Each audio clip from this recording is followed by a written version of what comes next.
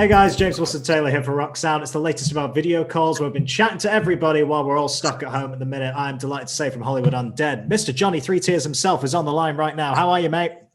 Good. How are you, bro? Not too bad, man. Not too bad. I will kick this off in the same way we've kicked off all of them, which is to say, of course, hope your bandmates, hope your loved ones all keeping nice and safe and healthy as you can in this rather odd few months we've been having. And just before we get to music and stuff, you know, how have you been occupying your time at home over these last few months? What have you been up to, man? Writing music, of course. What else are we gonna do? We got some new songs going. I work in Oklahoma too in the cannabis world, so I go back and forth growing weed. It's legal, so no one, don't call the cops on me, please. And then my life's pretty much gone on as usual. I've always been kind of a hermit anyway, so I haven't really noticed much difference. I know some people have a hard time staying at home all the time, but I love it. Yeah. I mean, that's kind of been the interesting thing that we chat to everybody. It's nice that you're able to enjoy it in that way, because this must be rare for you. You know, bands like yourself, hard touring bands, you live on the road. This must be the longest you've been at home for a long, long time, right? Yeah, 13, 14 years or something, whatever when we started. Yeah, this is definitely the longest. And from what I understand, we got at least another year till we tour in a real way again. So right now I'm loving it, but in 6 months, who knows, I might be losing my goddamn mind. So I don't know. We'll see. But, I would suggest to anybody, I do a lot of like meditation, stuff like that, not to get crazy or nothing. But that stuff helps me considerably. Take as many walks as you can, as long as you're allowed to, and get out of your own head. Because if you I know there's a lot of people having a rough time. So that's what I would suggest. Yeah, no, very, very smart move. Yeah, definitely. I think I've done more walks this last year than ever. Yeah. I tend to combine the two. I think it's good. A nice pre-drinks walk, I think, is good. We are British. In the park. Yeah, exactly. In the park, little bottle in hand, it'll work. Yeah. Let's talk music then, because this is the nice thing. You've got music kind of ready to go and able to be released during this time. This directly connected with Volume 1. Were these all recorded at the same time, or have you kind of added to this kind of project since that first album came out? We've added to it. Originally, the way we were going to release these records were very close together. Right. So we divided them the way we saw fit, because they don't, music labels in particular, they don't like releasing songs more like than 10 or 11 songs. And we had 21 that we wanted to put out, and so we said, well, let's do a double and we'll just release them back to back. Originally we were gonna do like 6 weeks, but about 3 weeks in the release, we were on tour with Papa Roach in Europe actually, and that's when the shit started hitting the fan with COVID and everything got turned on its head. Labels weren't thinking about releasing albums anymore. They're all at home too, so we were all in that kind of vacuum where no one knew what was going on. We went home early, obviously, because the countries one by one kind of shut down the gatherings, the shows. We couldn't perform. So after that, I wasn't really thinking about another album. Everybody's just trying to pick up the pieces of what the hell they're going to do. So we put a big, we weren't even talking about it for a few months. And then when we decided, okay, we're going to put out the record, we had that time. So we added a couple more songs. I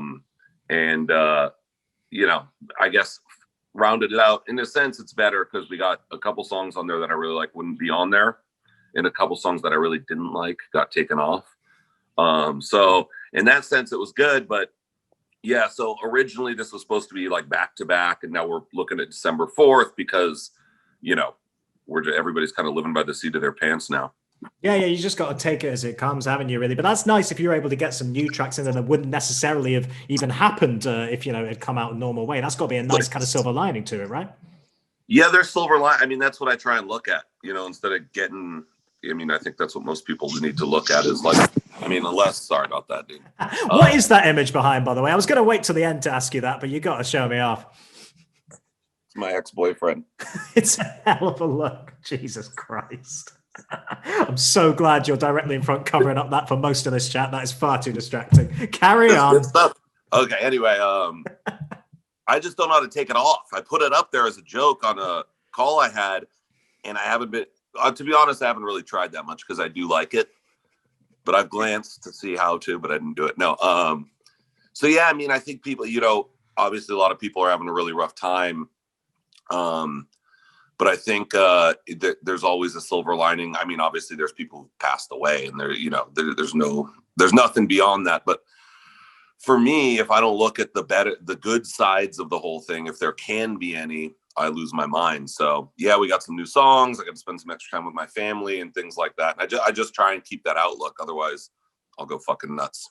Yeah, no, I think you have to focus on the positives 100%, and it's got to be nice as well to have. I mean, let's get into the collab that's just come out, of course, Heart of a Champion, because that is it's such an anticipated moment. You know, when you guys were out there on that tour, and it just felt like this perfect lineup of all you guys together. I guess the collaboration must have almost been inevitable, right? How long have you guys been talking about working together? Dude, we've known the Papa Roach dudes. They've been on tour way longer than us. So when we started touring, we play festivals together. We had been talking about touring, about collabing for years, but circumstances never panned out. So in that particular situation, everything kind of just worked. And then we were out with Ice9, and Spencer's just such a cool dude. We were just like, I wonder if you'd want to work with us. And so it came about really organically. It was a long time coming, but I love those dudes. Both those guys are like good friends. So when you get to make music with guys you respect musically and you also have a friendship with, it's pretty cool.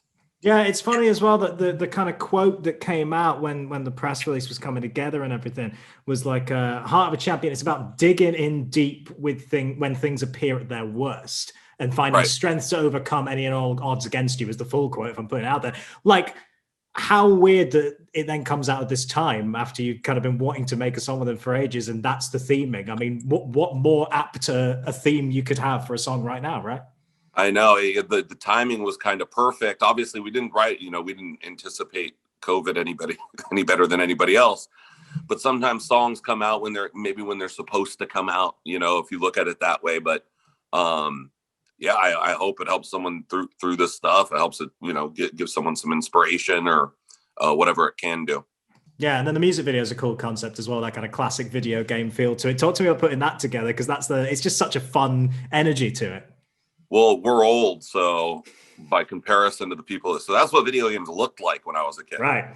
A lot of people I saw were like, what is this? I was like, man, we didn't have Xbox 360 and all this stuff, I had Super Nintendo was like the jam when I was young. So, we thought the classic look, because they thought about the video game idea. And I was like, well, if we're going to do it, let's make it like an ode to like the stuff we used to do, the Street Fighter games and stuff like that. So, it was one of those things that just, the idea came about, and then we kind of just ran with it, and we like jogged through these different games that people we know used to play and kind of used them as best we could for inspiration for the look.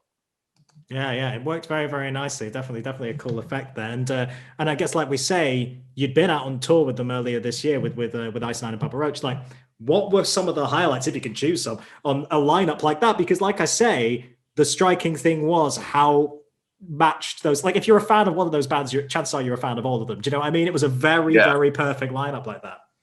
Yeah, I mean, that was another thing that really sucked, is we were having the time of our lives. It really, really was a great tour, and I hadn't had that much fun on a tour in a long time. So it was like, it sucks the way it had to end. But even from the very beginning, things were going weird. So there's always on the back burner, or the back of your head, something was going to happen, was going to go wrong, because everybody, one by one, everybody, I remember we pulled up to the border in the Czech Republic, and the dudes were wearing like hazmat suits, the border security dudes. I was like, okay, that's not normal. So you start getting this sensation. It was weird, man. I've never been on a tour like that, like where, the tour was great, but there's also this wacky shit going on throughout it. And, right away, I think a couple weeks in, we started going, dude, this might come to an end. And our managers came out. They're like, well, let's just take it. So towards the end, we were playing day to day, where we didn't know if we were going to play the next day, because it was happening one by one. So we were in like Germany, and we were supposed to go to France. And then the day before, it got canceled. Like, France said no, but then there was a show after that we did. So we skipped the day. And then we didn't know if that was going to happen. So you're like almost sitting in front of the venue, wondering if you're going to be able to play or not. It's just a bizarre experience, but it was for everybody. But the good side is, yeah, man, we had a ton of fun. We're definitely going to do it again. We didn't hit a lot of the markets that we were going to hit. So I think we'll just, when we're allowed to, who knows when that's going to be, we'll at least try and finish it up. Well, at least now you've got an extra track to throw in the set list that you guys could all do together whenever that happens. That's a bonus. There we go. Get that live airing in there. Be very, very cool. Let's talk a little, because a couple more collabs on the record itself that's going to come out. Tech N9ne, Killstation, like some very, very cool people on there. Yeah. How did those kind of come about? Are they longtime friends of yours, or like how did it all come together there? Everyone's kind of, we were recording at a studio in LA, and it was in our manager's building. And Killstation was recording in a studio there too. And he came up, and he happened to be a really, really big fan of Hollywood Undead. And we were just talking, you know, he grew up listening to us, and we're like, oh, that's really, because I really like his stuff. It's a lot different than ours too. So it wasn't like, he liked the band when he was real young. And then we went back in the studio. He was in another studio, and we just kind of said, dude, I wonder if we, you know, he'd be down to. And we asked him, you want to jump on a track? And he was like, hell yeah. That's the one cool thing. If you're in a studio with a bunch of other, you know, it's just kind of flows. You like, hey, you go, let's try some shit. With Tech was more of, that's the guy I grew up on. So with Tech, it was more like, I guess it started out as a more professional relationship, but he's like the cool. So when we filmed the video for Idol, we were down in Kansas City where he's at. I introduced him. Do you guys drink White Claw out there? I know that's a big. We are aware of it. It's sort of just kind of made its way over to these shores, but we're very, very aware of what it is. Yeah. And he was like, yeah, you know, because you want to loosen up. It's weird. Filming videos is weird because you're just using backtrack and you're just like acting like, you know, it's an odd thing to do. So he had some Hennessy to like loosen up. And he's like, yeah, I forgot it. The rest of it though. And I was like, well, dude, we got these White Claws. And he was like, what's that? And I got Tech N9ne hooked on White Claw. You can take full credit for that. There you go. I feel a sponsorship deal brewing. This is it. You can get some of that White Claw cash. Here we go. Yeah, dude, get that White Claw money, baby. That's what you want. That's what you want. Keep this year going. You mentioned up top there, you know, all this time at home, you feel like you're already starting work on some new stuff. It's kind of crazy. You're not alone in that. So many people we've talked to who have records coming up already thinking about what's next. What kind of stage are you at with that stuff? Yeah, well, I mean, dude, if you're a musician and you're not touring, what else are you going to do? Sure. You know, so we took a break. Don't get me wrong. Cause I was, you know, no, I didn't go anywhere for the first few weeks. I was like, dude, what's going on? And then my buddy in the band, Charlie, he lives down here by me. So we started collabing in the studio and stuff like that and making stuff. And yeah, I mean, it's one of those things. We're at least building the skeletons and getting the bones of the songs there. And you can use, you know, one thing that's, tragic times or strenuous times, you can use them to inspire you, you know, when you're writing music. So you have all this pent up emotion. There's no better way to channel it than with music. So, you know, a lot of crazy thoughts go through my head every day, like they do everybody else. Like, you know, when the future's so uncertain, it's hard not to think these things. So why not channel it into some tunes? So yeah. We've definitely been writing. When our next record's coming out, I don't even know. I don't know how all this is going to, the thing is, you know, I talk to my managers, guys at the label, they don't know how this is all going to pan. There's no authority really. So I'm just like, you know what, I'm just going to sit back and write music and nothing that bad can happen except some shitty songs. So I'll just stick with it. Yeah. Do you think in theory though, because it's funny that like, yeah, I mean, we're hopeful there'll be some level of touring next year. I'm staying hopeful. I'm trying to stay positive on that. But we don't know. Like you said, we just don't know, and we won't know for months to come. What I found a lot of bands saying is that they're almost prepping in advance, thinking like, well, we weren't going to put out any new music, but maybe we will. Maybe like, have you guys thought, Are you open to the idea of maybe putting out, even if it's just a couple of singles, putting more stuff out when the album's out there? Oh yeah. I mean, dude, we write songs all the time that we just kind of stick in the can because we write them because that's what we do. And then, you know, we have so many songs that have never seen the light of day. And then I would love to record some new stuff. So as far as like I think the traditional album format of release a record, tour, release, I think those days are done. I think music in general, because of streaming, is going to move in the direction of more like a hip hop thing where you do mixtapes, you do a few songs here, a few songs there. And there's never going to, my opinion, I know other people think this too. There won't be like traditional albums where you release a record, you tour for 18 months, then you record another one, you do it again. So I won't be surprised at all if we definitely we'll certainly put out music, whether it's a record or songs, sometime next year. I think we're going to go into the studio in earnest in January, but once again, that all depends on all these other factors that we have no control over. So it's pretty weird, dude. You know, I'm a nut job too. Like I'm very, I have like OCD with what I'm doing. I have to have everything like laid out for me. And when I don't, it's kind of like, it throws me for a curveball, so for a loop. So I'm hoping we can get a plan together, but then again, all those plans could be dashed in a moment, depending on what goes down, you know? No, of course. It's nice to hear you're open to that, though, because it's funny you were saying that. We did one of these with Mark Hoppus from Blink a few weeks back, and he was saying exactly that same thing. It's weird how the rock world seems to be the last genre that's not grabbed onto that idea. Like it's always album cycle. It's like, well, actually, you can still make albums, but you can put out more stuff in between, right?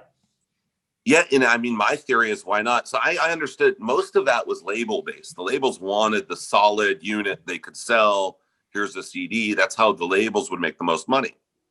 No one buys CDs at all anymore that I know of. My car doesn't even have a CD player. They stopped even putting them in cars. So it's like, you know, it's an old unit. So if you're doing streaming and the labels making songs off streams, they don't care as much anymore. So I think the label was the holdout, not necessarily the bands.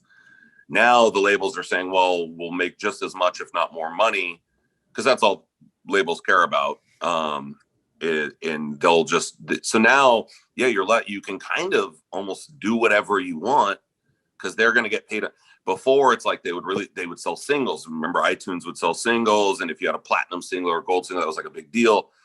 They're streaming now, so it's like there's no point in trying to stick to these archaic ways of releasing music. In other words, yeah, no, I think it's fair, and it's nice to see more and more bands open up, particularly when they have the time at home, like you say, to work on stuff.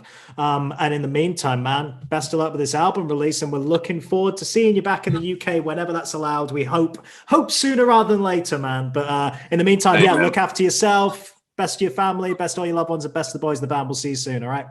For you as well, man. Thank you very much, man.